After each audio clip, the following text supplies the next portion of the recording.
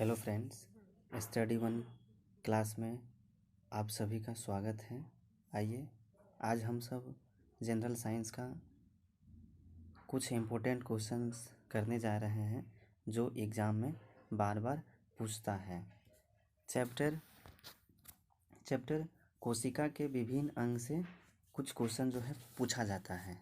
आइए आज हम सब पार्ट 1 करने जा रहे हैं। इसका फर्स्ट क्वेश्चन है, आइए देखते हैं आज का फर्स्ट क्वेश्चन। डीएनए में होते हैं, डीएनए में क्या होते हैं? ऑप्शन ए में अमीनो एसिड होते हैं, और ऑप्शन बी में पेप्टाइड्स होते हैं, ऑप्शन सी में पेप्टोन्स होते हैं, ऑप्शन डी में न्यूक्लियोटाइड्स होते हैं। इसमें हमारा उत्तर हो जाएगा ऑप्शन डी, न्यूक्लियोटाइड्स होते हैं। डीएनए में न्यूक्लियोटाइड्स के बने होते हैं। अमीनो एसिड 20 प्रकार के अमीनो एसिड मिलकर एक प्रोटीन का निर्माण करते हैं। अधिकतर 300 या उससे अधिक अमीनो एसिड प्रोटीन्स के एक अणु में होते हैं। प्रोटीन को बॉडी बिल्डिंग फूड भी कहा जाता है।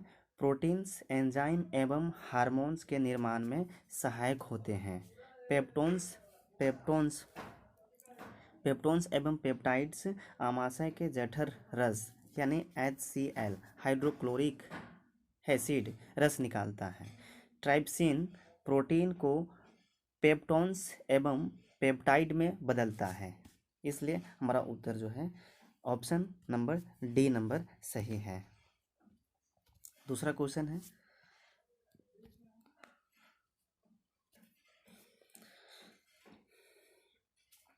कोशिका में प्रोटीन संश्लेषण का स्थान होता है। कोशिका में प्रोटीन संश्लेषण का स्थान होता है। ऑप्शन ए में केंद्रक में होता है, ऑप्शन बी में राइबोसोम में होता है, और ऑप्शन डी में माइटोकॉन्ड्रिया में होता है, और ऑप्शन डी में केंद्रिकाएं में होता है।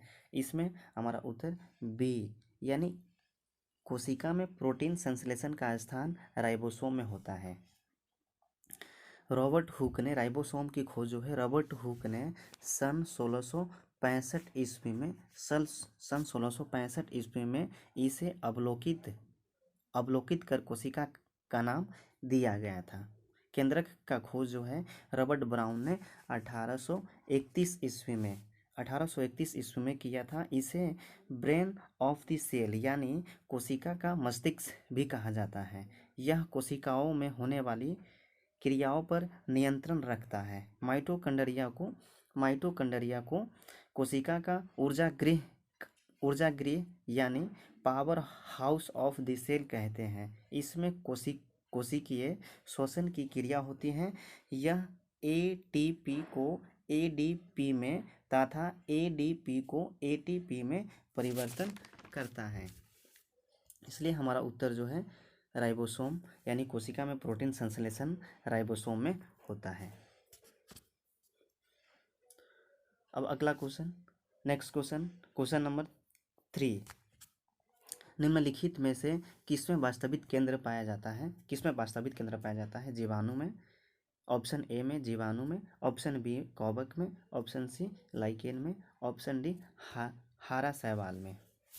इसमें हमारा उत्तर ऑप्शन ए जीवाणु में वास्तविक केंद्र नहीं पाया जाता है क्योंकि ये एक कोशिकीय होते हैं। बैक्टीरिया एक प्रोकैरियोटिक जीव तथा इनमें डीएनए कोशिका के केंद्रक भाग में होता है जिसे न्यूक्लियोइड कहते हैं। कवक एवं शैवाल मिलकर लाइकेन का निर्माण करता है। लाइकेन लिटमस पेपर बनाने में काम आता है। क्वेश्चन 4, पादप कोशिका भित्ति किससे बनी होती है? ऑप्शन ए में काइटिन, ऑप्शन बी केवल पेक्टिन, ऑप्शन सी में मुरेन, और ऑप्शन सी में सेलुलोज और पेक्टिन। हमारा उत्तर होगा ऑप्शन नंबर डी यानी सेलुलोज और पेक्टिन से बनी होती है। पादप कोशिका भित्ति सेलुलोज और पेक्टिन से बनी होती है। कवक की कोशिका भित्ति काइटिन से बनी होती है। यूकैरियोटिक कोशिका भित्ति सेलुलोज से बनी होती है। यूकैरियोटिक सेल का प्रकाश संश्लेषण क्लोरोप्लास्ट में होता है। नेक्स्ट क्वेश्चन 5 प्रोकैरियोटिक को कोशिका भित्ति किसे बने होते हैं? ऑप्शन ए में प्रोटीन से, ऑप्शन बी में कार्बोहाइड्रेट से, ऑप्शन सी में सेलुलोज से, ऑप्शन डी में ए और बी दोनों से। इसमें उत्तर ए और बी दोनों से, यानी प्रोकैरियोटिक की कोशिका भित्ति प्रोटीन एवं कार्बोहाइड्रेट से बने होते हैं। यूकैरियोटिक कोशिका की भित्ति सेलुलोज से बनी होती है। नेक्स्ट क्वेश्चन 6 किसमें पतली कोशिका भित्ति के साथ अपेक्षाकृत अवशिष्ट कोशिकाएं होती हैं? ऑप्शन ए में एस्क्लेरेनकाइमा, ऑप्शन बी में पेरेनकाइमा, ऑप्शन सी में कोलेनकाइमा, ऑप्शन डी में फ्लोएम। इसमें उत्तर बी सही होगा, पेरेनकाइमा में पतली कोशिका भित्ति के साथ अपेक्षाकृत अवशिष्ट कोशिकाएं होती हैं।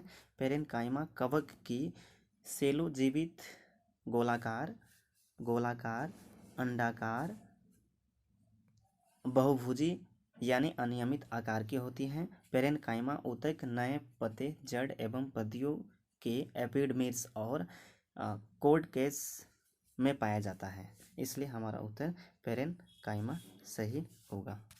नेक्स्ट क्वेश्चन नंबर 7 कणों की गतिज ऊर्जा किसमें अधिकतम होती है? ऑप्शन ए ठोस में, ऑप्शन बी गैसों में, ऑप्शन सी द्रवों में, ऑप्शन डी प्लाज्मा में। इसमें उत्तर प्लाज्मा में सही होगा। कणों की गतिज ऊर्जा प्लाज्मा में अधिक होती है। यह उच्च तापमान पर पाए जाने वाली अवस्था है। किसी गैस की गतिज ऊर्जा तापमान का समानुपाती होता है। प्लाज्मा अवस्था में पदार्थ आयन के रूप में रहते हैं, इसलिए हमारा उत्तर प्लाज्मा सही होगा। ऑप्शन डी नंबर सही है। नेक्स्ट क्वेश्चन 8 प्रोटीन संश्लेषण में क्षार इवेंट में एक का निर्माण होता है। एक किसका निर्माण होता है? आरएनए प्रति का निर्माण होता है, ऑप्शन बी डीएनए प्रति का निर्माण होता है, ऑप्शन सी डीएनए या आरएनए प्रति का निर्माण होता है, और ऑप्शन डी में एमआरएनए का निर्माण होता है। तो 8 नंबर में एमआरएनए प्रति का निर्माण होता है। इसका आरएनए का पूरा नाम राइबो न्यूक्लिक एसिड है। राइबोसोम में आरएनए तथा प्रोटीन पाया जाता है। राइबोसोम को प्रोटीन की फैक्ट्री भी कहा जाता है। अस्थनि के लाल रुधिर कण में राइबोसोम नहीं पाया जाता, क्योंकि लाल रुधिर कण द्वारा प्रोटीन संश्लेषण नहीं होता है। डीएनए का पूरा नाम डीऑक्सी राइबो न्यूक्लिक एसिड है। डीएनए को हम सभी क्रोमोसोम्स के नाम से भी जाना जाता है। डीएनए की खोज जो है 1869 ईस्वी में फ्रेडरिक मिशर ने की थी। नेक्स्ट क्वेश्चन नंबर 9 प्रोटीन की जानकारी प्रदान करने वाले डीएनए के भाग को क्या कहा जाता है? ऑप्शन ए में क्रोमोसोम, ऑप्शन बी में नाभिक, ऑप्शन सी में केंद्रक, ऑप्शन डी में जीन। प्रोटीन की जानकारी प्रदान करने वाली डीएनए के भाग को जीन कहा जाता है। ऑप्शन डी नंबर सही है।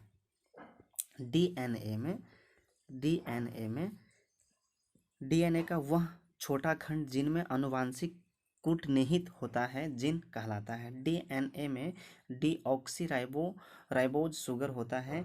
जिन शब्द का प्रयोग सर्वप्रथम जोहानसन ने 1909 ईस्वी में किया था। गुणसूत्र में पाए जाने वाले आनुवांशिक पदार्थ को जीनोम कहते हैं। इसलिए हमारा उत्तर डी सही होगा। Next question, question 10, cork cell में मौजूद एक रसायन है जो उसमें गैस और पानी के प्रवेश को रोकता है। ऑप्शन ए में क्यूटिन, ऑप्शन बी में सैफरेरिन, ऑप्शन सी में सुबेरिन, ऑप्शन डी में काइटिन।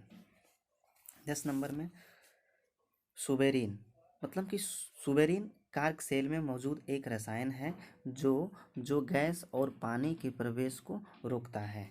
कार्क कैबियन द्वारा बाहर की ओर कार्क का निर्माण होता है। परिपक्व होने पर यह मृत हो जाती है, इसमें वायु भर जाती है। बोतलों में लगाए जाने वाला कर्क इसका उत्तम उदाहरण है। ये क्यूरकस सुबर नामक पौधे से क्यूकस सुबर पौधा से प्राप्त होता है, इसलिए उत्तर सी सही है, सुबेरिन। नेक्स्ट क्वेश्चन, क्वेश्चन 11, कवक की कोशिका भित्ति किसे बना होता है? ऑप्शन ए में सुबेरिन, ऑप्शन बी में सैफेरिन, ऑप्शन सी में क्यूटिन, ऑप्शन डी में काइटिन। कवक की कोशिका भित्ति काइटिन से बनी होती है। पादप कोशिका भित्ति सेल्यूलोज से बनी होती है। पादप कोशिका भित्ति सेल्यूलोज से बनी होती है। कवक की कोशिका भित्ति काइटिन से बनी होती है, इसलिए हमारा उत्तर डी सही है। क्वेश्चन नंबर 12, मधुमक्खी के डंक का इलाज करने के लिए किस घोल का उपयोग किया जाता है? ऑप्शन ए में नींबू के रस, ऑप्शन बी में दूध, ऑप्शन सी में सिरका, ऑप्शन डी में बेकिंग सोडा। मधुमक्खी के डंक का इलाज करने के लिए बेकिंग सोडा के घोल का उपयोग किया जाता है। एपीकल्चर में मधुमक्खी पालन का अध्ययन किया जाता है। खाने का सोडा का नाम जो है सोडियम बाइकार्बोनेट है और इसका सूत्र NaHCO3 होता है। इसका उपयोग अग्निशामक यंत्र में, बेकरी उद्योग में और प्रतिकारक के रूप में आदि में किया जाता है। धोबन सोडा का रासायनिक नाम सोडियम बाइकार्बोनेट है और इसका सूत्र जो है Na2CO3 H10H2O होता है। नींबू के रस में साइट्रिक अम्ल पाया जाता है। दूध में लैक्टिक अम्ल पाया जाता है। सिरका में एसिटिक अम्ल पाया जाता है। इसलिए मधुमक्खी के डंक का इलाज करने के लिए बेकिंग सोडा के घोल का उपयोग किया जाता है। ऑप्शन डी नंबर सही होगा। नेक्स्ट क्वेश्चन, क्वेश्चन 13, श्वसन क्रिया प्रोकैरियोटिक कोशिका में किसके द्वारा होता है? ऑप्शन ए में माइटोकॉन्ड्रिया के द्वारा, ऑप्शन बी में प्लाज्मा झिल्ली के द्वारा, ऑप्शन सी में गोल्जी बॉडी के द्वारा और ऑप्शन डी में लाइसोसोम के द्वारा। श्वसन क्रिया प्रोकैरियोटिक कोशिका में प्लाज्मा झिल्ली के द्वारा श्वसन क्रिया होता है। माइटोकॉन्ड्रिया में यूकैरियोटिक कोशिका के श्वसन क्रिया होता है। माइटोकॉन्ड्रिया की खोज अल्टमैन ने 1886 ईस्वी में की थी। ऊर्जा युक्त कार्बनिक पदार्थ का ऑक्सीकरण माइटोकॉन्ड्रिया में ही होता है, जिसे काफ़ी मात्रा में ऊर्जा प्राप्त होती है। इसीलिए माइटोकॉन्ड्रिया को कोशिका का शक्ति केंद्र यानी power house of the cell कहते हैं। गोल्जी काय की खोज कैमिलो गोल्जी नामक वैज्ञानिक ने किया था, जो इटली के रहने वाले थे। यदि कोई पदार्थ कोशिका से बाहर स्रावित होता है तो उस पदार्थ वाली पुटिकाएं उसे कोशिका झिल्ली के माध्यम से बाहर निकलवा देती है। इस प्रकार गोल्जी काय को हम कोशिका के अणुओं का यातायात प्रबंधक भी कहा जाता है। लाइसोसोम की खोज जो है डी डुबे नामक वैज्ञानिक ने किया था। नेक्स्ट क्वेश्चन 14, डीएनए का एक खंड जो प्रोटीन की जानकारी प्रदान करता है उसे क्या कहा जाता है? ऑप्शन ए में केंद्रक कहा जाता है, ऑप्शन बी में लायन काय कहा जाता है, और ऑप्शन सी में जीन कहा जाता है, और ऑप्शन डी में गुणसूत्र कहा जाता है। डीएनए एक खंड है जो प्रोटीन की जानकारी प्रदान करता है, उसे जीन कहा जाता है, उसे जीन कहा जाता है। क्रोमेटिन जालिका डीएनए एवं प्रोटीन के बने होते हैं। डीएनए आनुवांशिक लक्षणों को एक पीढ़ी से दूसरे पीढ़ी तक ले जाते हैं। डीएनए अणु में कोशिका के निर्माण एवं संगठन की भी आवश्यक सूचनाएं देती हैं। डीएनए आनुवांशिक पदार्थ तथा जीन को आनुवांशिक इकाई कहते हैं। डीएनए को आनुवांशिक पदार्थ तथा जीन को आनुवांशिक इकाई कहते हैं। केंद्रक के अंदर केंद्र द्रव्य में एक छोटी गोलाकार या अंडाकार रचना पाई जाती है जिसे केंद्रिका कहा जाता है, जिसे केंद्रिका कहा जाता है। इसलिए ऑप्शन सी सही है। Next question 15। निम्नलिखित में से किसे कोशिकांग को कोशिका का प्रोटीन फैक्ट्री कहा जाता है? ऑप्शन ए में mitochondria, option B lysosome, option C chloroplast, option D में राइबोसोम। निम्नलिखित में से किसे कोशिकांग को कोशिका का प्रोटीन कहा जाता है? तो राइबोसोम को कोशिका की प्रोटीन फैक्ट्री कहा जाता है। यह पादप कोशिका का एवं जंतु कोशिका दोनों में पाया जाता है। यह पादप कोशिका यानी पादप कोशिका और प्लस जंतु कोशिका दोनों में पाया जाता है। इसकी खोज जॉर्ज पैलेड नामक वैज्ञानिक ने किया था। राइबोसोम आरएनए नामक अम्ल और प्रोटीन की बनी होती है। यह प्रोटीन संश्लेषण के लिए उपयुक्त स्थान प्रदान करती है, अर्थात यह प्रोटीन का उत्पादन स्थल है, इसलिए इसे प्रोटीन की फैक्ट्री कहा जाता है। लाल रुधिर कण द्वारा प्रोटीन संश्लेषण नहीं होता है। माइटोकॉन्ड्रिया को प्रोटीन का शक्ति केंद्र कहा जाता है। लाइसोसोम को आत्महत्या की थैली कहा जाता है। Next question 16। किस कोशिकांग का कोशिका का मास्टर कहा जाता है? ऑप्शन ए में एंडोप्लाज्मिक रेटिकुलम, ऑप्शन बी में नाभिक, ऑप्शन सी में न्यूक्लियस, ऑप्शन डी में माइटोकॉन्ड्रिया। इसमें नाभिक कोशिकांग का कोशिका का मास्टर कहा जाता है। नाभिक यानी न्यूक्लियस कोशिका में केंद्रक की खोज रॉबर्ट ब्राउन ने 1831 ईस्वी में की थी। कोशिका द्रव्य के बीच में एक बड़ी गोल एवं गढ़ी संरचना पाई जाती है जिसे नाभिक कहते हैं। इसके चारों ओर दोहरे परत की एक झिरी होती है जिसे केंद्रक काला या केंद्रक झिल्ली कहते हैं। केंद्रक द्रव्य में महीन जाल क्रोमेटिन को जालिका केंद्र कहते हैं। केंद्रक के अंदर गाढ़ा अर्ध तरल द्रव्य भरा रहता है जिसे केंद्रक द्रव्य कहते हैं। नेक्स्ट क्वेश्चन 17 नंबर में निम्नलिखित में से कौन एक बहुकोशिकीय जीव है? एक नंबर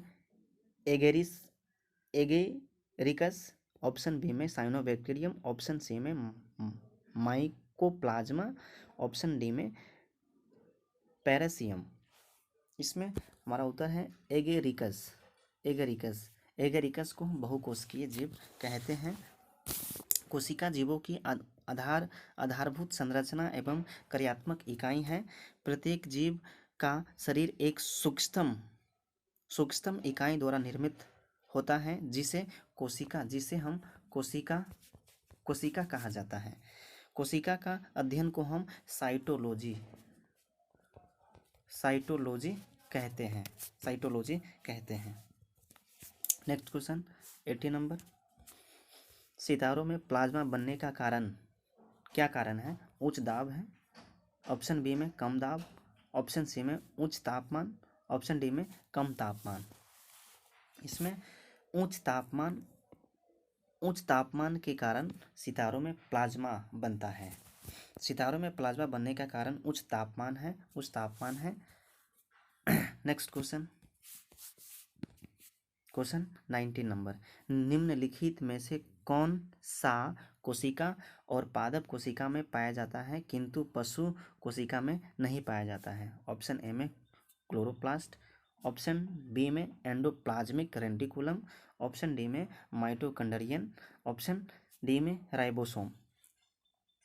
इसमें ऑप्शन ए सही है, कोशिका और पादप कोशिका में पाया जाता है। क्लोरोप्लास्ट कोशिका और पादप कोशिका में पाया जाता है किंतु पशु कोशिका में नहीं पाया जाता है, इसलिए हमारा उत्तर जो है ए नंबर सही है, ए सही है। नेक्स्ट क्वेश्चन, क्वेश्चन 20, सबसे बड़ी मानव कोशिका कौन सी है? जिगर, ऑप्शन ए में जिगर, ऑप्शन बी में प्लीहा और ऑप्शन सी में त्वचा और ऑप्शन डी में ओबम। सबसे बड़ी मानव कोशिका ओबम है, सबसे बड़ी मानव कोशिका ओबम है। कोशिका जीवन की सबसे छोटी कार्यात्मक एवं संरचनात्मक इकाई है, संरचनात्मक इकाई है।